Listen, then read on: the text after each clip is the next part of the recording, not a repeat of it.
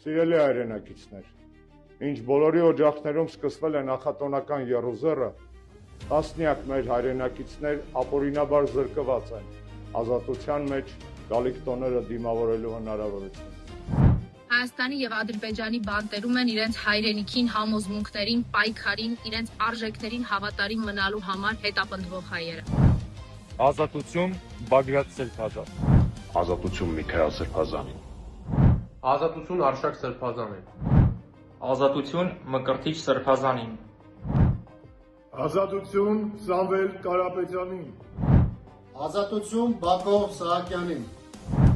Ազատություն Արկադի Ղուկասյանին։ Ազատություն Լևոն Մնացականյանին։ Ազատություն Ռուբեն Վարդանյանին։ Ազատություն Դավիթ Մանուկյանին։ Ազատություն Դավիթ Իշխանյանին։ Ազատություն Դավիթ Բաբայանին։ Ազատություն Արայք Հարությունյանին։ Ազատություն Դավիթ Համբարձումյանին։ Ազատություն Նարեկ Սամսոնյանին։ Ազատություն Վազգեն Սաղաթելյանին։ Ազատություն Վարդան Ղուկասյանին։ Ազատություն Վիգեն Էուլ Ջեջյանին։ Ազատություն Վահագն Չախալյանին։ Ազատություն Վագիվ Խաչատրյանին։ Ազատություն Գարիկ Գալեյանին։ Ազատություն Արա Ռոստոմյանին։ Ազատություն Արտուր Սարգսյանին։ Ազատություն Միհրան Մաղսուդյանին։ Ազատություն Գևորգ եւ Համբարձում Ներսիսյաններին։ Ազատություն Միքայել Արզումանյանին։ Ազատություն Գարեգին Տեր Արսենյանին։